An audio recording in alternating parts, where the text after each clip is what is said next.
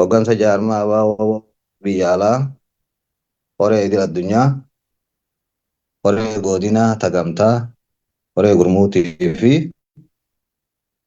miseensonni, mararfattoonni, deeggartoonni, afooshaaleen garaagaraa, waldaaleen, hawaasni Oromoo bal'aan bagatti geessan bagatti geenya jechuun hin barbaada.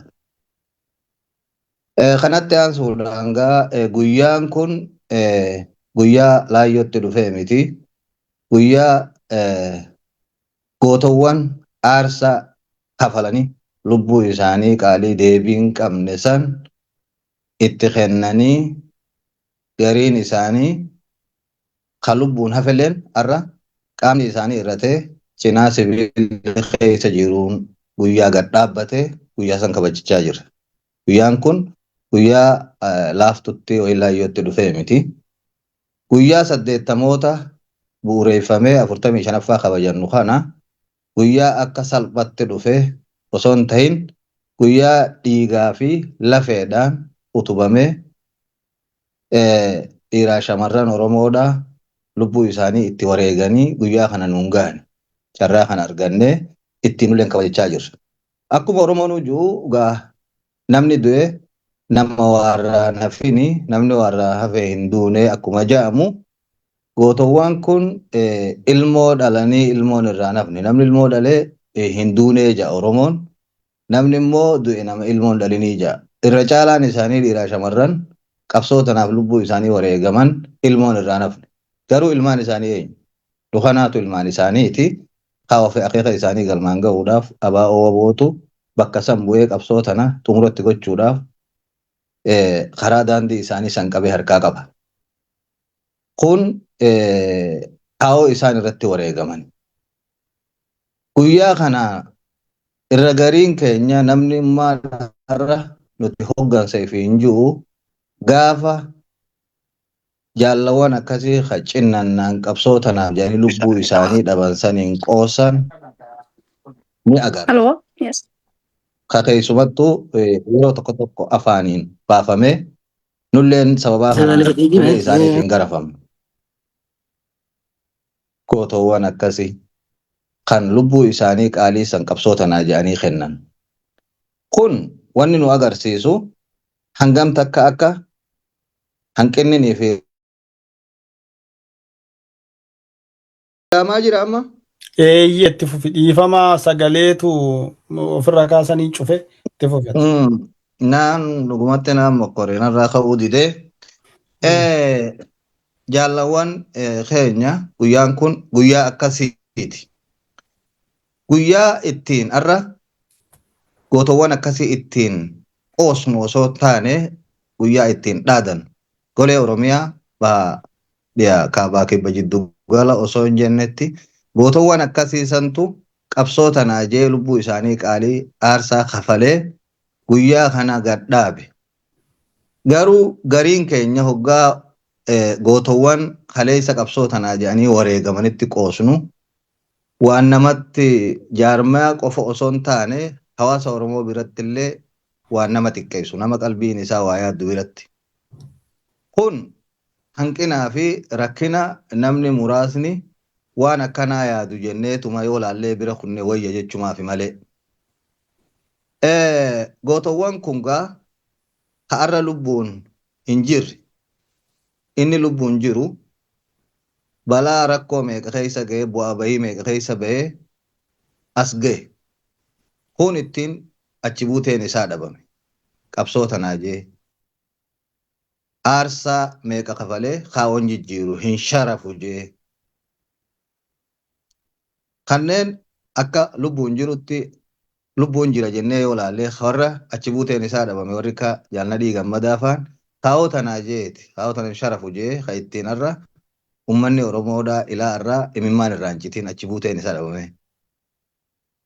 Har'a hooggansa dhaaba kanaa biratti akkamitti ilaalama? Namoonni kutannoo akkasiitiif murannoo akkasiitiif qabsoo tanaaf bakka laatee itti mataan dhabame. Kun dhugumatti waan nama ajaa'ibsiisurraayi. Kun kanaan osoo jiru jaallawwan har'a lubbuun jiran shamarranis ta'ee dhiirri warri har'a qaamni isaanii irratee qabsoo kanarratti cinaa isaanii keessa sibiilli jiru har'allee abdii kutatuu dhabanii qabsoo tanaaf lakki arraas waan kaleessa baaneef sangalman geenye jedhanii kutannoodhaan osoo jiranii yeroo tokko hamilee isaanii cabsuudhaaf wanni dalagamu ni agarra. Kun ammoo hamilee isaan cabsuun qabu jenna. Akka fakkeenyatti jaallawwan har'a lubbuun jiran kadhalatti dhabanii harka diinaatiin balaan isaanirra ga'ee ilmoo dhabanii ilaa irraa qabsootan ilmoo godhatanii jiran. Akka fakkeenyatti shamarranirraa jaalujii dhaabaatii fi jaarragaatuu roobaa faan ragaawwan kanaati. Fakkeenyaaf maqaa dhooyne malee shamarran Oromoodha golee Oromiyaa keessatti bakki qabsoo tanaaf jedhanii balaan irra hin gahin hin jirtu. Haa ta'u garuu hangam takka isaan kanaaf bakka kennina. Hangam takka qabsoo tanaaf warreen lubbuu isaanii deebii tan qabne takkittiin lubbuun lamaa miti kennan kanaaf hangamiif bakka qabnaan gaafiin hundaati. Hoggansa keenyaa fi warra hogganseef hin jirus adeemsa isaanii waan agarruuf jecha. Kanaaf jaallawwan kun dhugumatti nu biratti akkasin laalamuu qaba. Hoggansi abaaboo waboo biyya alaa irrattillee dalagaa jira. Isa lubbuun dabree fi isa jirurrattis bakka guddaa waan isaanii qabuuf qabsaa'ota Oromoo eessumattuu ka wareegame hordofee kana qofaa miti. Hangaftoota qabsoodhaa warra qabsoo tanatti balaan ta'uu harka maradheetiin irraa ta'a maqaa kiyyaan qabsoon tun hin gufatin jee taa'ullee abaaboo waboon irratti dalagaa jira. Qabsoo tanatti dabalamee ifaajee kalee isaa san akka milkeessuuf qabsoorraa harka maratee akka manan teenyeef kanallee abaaboo waboon irratti dalagaa jira. Hundi keenyaa'u abaaboo waboon hoogganamna waan taaneef jala buunee hordofuun hogganootii keenyaa wajjin taanee hayyootan kan akka qabsoorra nuu deebi'anii hangaftoonni kun qabsoo tana xumuratti godhan abdirraa qabna. Egaa hangas jedhee akka fakkeenyatti warreen irraa maqaa isaanii dha'uudhaan nutillee itti abaaramnu keessa warra akka Ayyaantuu Dagaatii fi Buriisoo Boruuti. Jaallawwan kun jaallan qabsoo tanaaf jedhanii lubbuu isaanii dhaban. Har'a ilmoon irraa haftee itti yaamaman hin jirre. Kana maqaa isaanii baafatuun gurmuun takka maqaa isaanii moggaafatuun dhukkuba ta'ee ittiin hoggansi dhaaba kanaa jecha isarraan eegamne namnummaan irraa wayin hoggana jiru ittiin ja'aa ture ittiin gabbee miidiyaa gubbarratti jechuusanuu. Kuni waan gartee hamilee nu qabsuu miti. Duratti nu oofu malee booda nu deebisu. Jaallawwan kun qabsoo Oromoo irratti wareegamanii bakka isaanii buunee qabsoo tana galmaan ga'uuf abdii qabna walirrattis ifirrattis.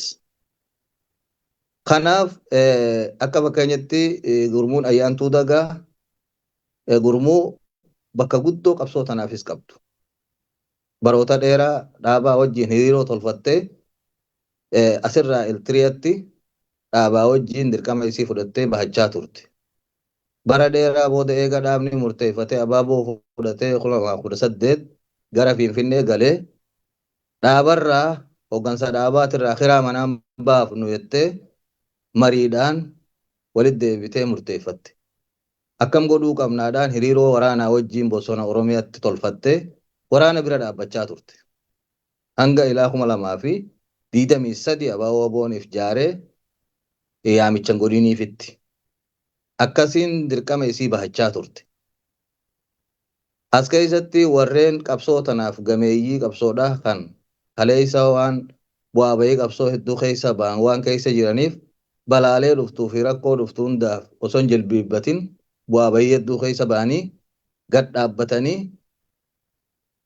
akeekaa fi kaa'oo heeraa seera abaaboo waboon itti fidees fudhatanii dirqama isaan bahachaa jiranii ilaa ammaa bahachuu jiran. Fuuldurallee hanga qabsoon xumuratti godhamtutti bahachuudhaaf waadaa walii galanii akkasiin qabsoo tana asiin gahan. Kun immoo galata qabamoo arraba qabaa uummata Oromootiif dhiifna. Warreen wareegamanis ta'e warreen dirqama bahatan maaliif akka isaan balaaleffataman nuuf hin galu waan gaafii nama hundaati. Kanatti aansuudhaan gaasaallee isinitti dheereesse jaallannaaf kolchaa yooniin ajanda ala bahellee nuti akka jaarmaa abaaboo wabootti qabsoo tana xumuratti gochuudha. Xumuratti gochuun wanni nuti barbaannu bilisummaa walabummaa. Bilisummaan ni dhufa, walabummaan ni dhufa. Oromiyaan biyya abaaboo boonni injifata. Injifannoon uummata Oromooti. Carraa kanaa kennuu keetiif jaalalawwan galatoomi. Sii deebise maayikii.